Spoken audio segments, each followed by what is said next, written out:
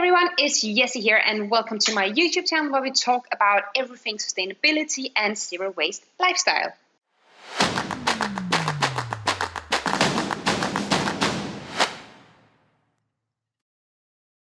Today we'll be talking about something I am really passionate about, and that is coffee. Did you know that it is estimated that 64% of the adult population is drinking coffee daily, and on average each of these people are drinking 2.7 cups of coffee every day, which is just an insane amount of coffee. Now, before we dive in, let's go up to the kitchen and get brewing. So while the coffee brews, I thought I'd talk to you about how coffee production works. So essentially there's different regions in the world, Ethiopia, Colombian coffee, all of them really famous, and there'll be lots of small independent coffee farmers. And what they do is that they obviously first of all need land to grow the coffee beans. Some of them will have to harvest down forested areas, so that goes under deforestation, and then they start growing the coffee beans. Because they're so poor, many of them will have to go to a washing station that could be in the local village or the local area, and then they wash the beans. The reason why they do that is that they need to take the pulp of the coffee bean, so it's called the washing method. There is also the drying method, but the washing method is really big and is mainly how coffee is produced. So they will go in and they will wash the pulp of the bean, and then you have water full of natural waste.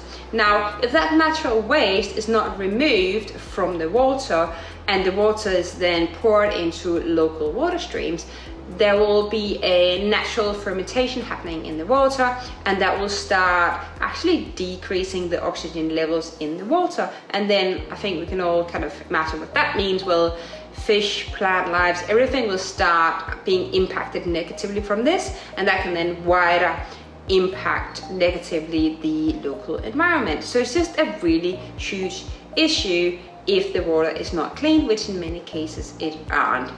Right, so beyond the washing of the coffee beans, obviously the coffee will have to be transported to various regions in the world where we're consuming the coffee as here in the UK. And then it's obviously available to you and me, and we can go down to the supermarket and buy it. I'm personally buying from one of my local small coffee branches. We get it delivered, I think it's about once a month, and we just love that, and that's how it works. But when it comes to the coffee shops, one of the things that's worth being really mindful about is the amount of waste that they're actually having. So not only is the coffee cups a massive issue, I know that in the UK there's estimated 2.5 billion cups used per year, which is insane. But there's also waste materials, so the grounds, they need to be dealt with, all the other things you buy when you're there, the electricity. So everything is obviously impacting the environment.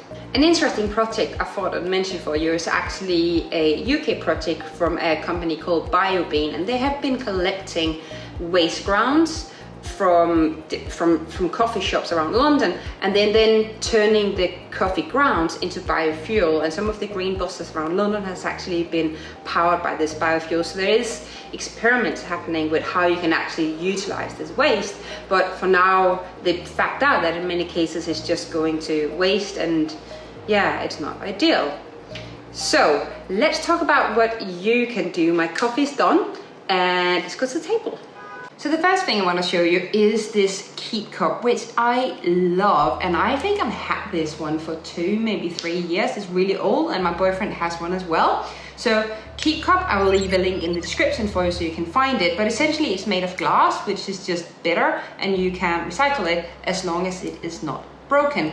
The lid is made from reusable materials, and it's just having a good shape for the barista. And obviously when you're drinking coffee at home, you'll have your cups and it's not as big of a problem. But as I mentioned before, the issues around takeaway cups are just huge, so you can really make a big impact if you're going out and having coffees daily or several times a week, a month. Just bring your cup with you, and it's amazing.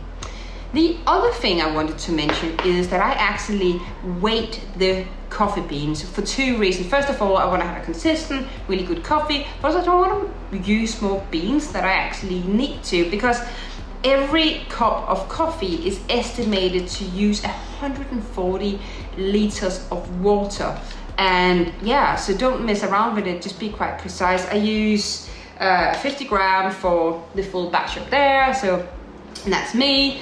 And then the other thing you use is obviously the filters. Now you can get some reusable filters where you're just pouring it through. It is a bit more manual because we are at home at the moment, working from home because of COVID. I just like to batch it, and it just, yeah, it's just quicker, and it's very, you gotta live as well. So choose filters that are environmentally friendly. And also, I'm actually not a big fan of these ones. I've got the wrong ones, but you can get them where they're not bleached. So check that out, make sure it's not bleached, because again, it's not very good for the environment. So I'm a massive brand lover, if you haven't already noticed it. And this one is a coffee Arabica, and he's so cute, and I love him, and I take good care of him. So sticking with the coffee theme.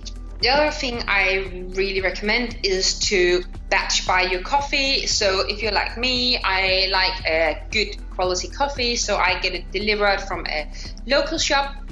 And obviously I want to minimize the footprint around transport, so I batch buy, and we do that once a month, and it covers us, and it's just really great.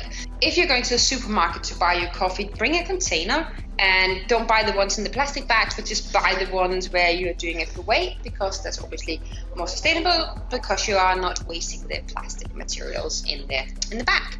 That is it for today. If you have any thoughts or comments or other recommendations, let me know in the comment. I'm always keen to hear from you guys. And if you'd like more videos like this one about sustainability and how you can have a minimal impact on the environment, make sure you subscribe to my channel.